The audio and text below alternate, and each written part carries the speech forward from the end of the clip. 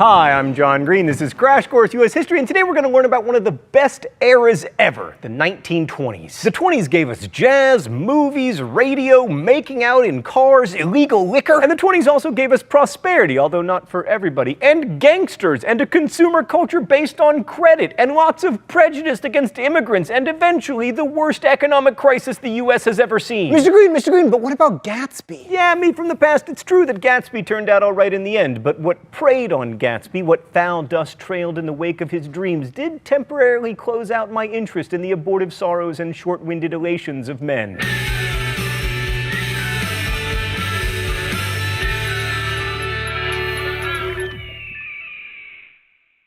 So there's a stereotypical view of the 1920s as the Roaring Twenties, a decade of exciting change and new cultural touchstones, as well as increased personal freedom and dancing. And it really was a time of increased wealth for some people. The quote of the decade has to go to our famously taciturn president from Massachusetts, Calvin Coolidge, who said, "We are going to make America great again." But anyway, during the 1920s, the government helped business grow like gangbusters, largely by not regulating it much at all. This is known as laissez-faire capitalism, or laissez-faire capitalism if you're good at speaking French. Presidents Harding, Coolidge, and Hoover stocked the boards of the Federal Reserve and the Federal Trade Commission with men who shared their pro-business views, shifting the country away from the economic regulation that had been favored by progressives. And that was very good for the American economy, at least in the short run. But on the other hand, business, man! Productivity rose dramatically, largely because older industries adopted Henry Ford's assembly line techniques, and newer industries like aviation, chemicals, and electronics grew up to provide Americans with new products and new jobs. During the 1920s, annual production of cars tripled to 4.8 million, and automobile companies were gradually consolidated into the big three that we know today: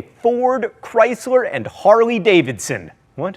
General Motors. And companies churned out all kinds of labor-saving devices like vacuum cleaners, toasters, refrigerators. But probably the most significant leisure product was movies. And I'm not just saying that because I'm staring into a camera. And more people had money to go see those movies thanks to consumer debt. The fact that so many Americans were going into debt in order to pursue the American dream meant that if the economy faltered, and it did, there was going to be lots of trouble. This is the decade that gave us mass consumer culture and celebrity worship, which are important and very complicated legacies. And it also saw the birth of modern conceptions of civil liberties. It was a period when tolerance became an important value, but at the same time, it saw a rise in lynchings. Immigrants were necessary for the economic boom of the 1920s, but at the same time, their numbers were restricted as they were seen as a threat to traditional American values. And that raises a question that we're still struggling with today. What are those values? I don't mean that rhetorically.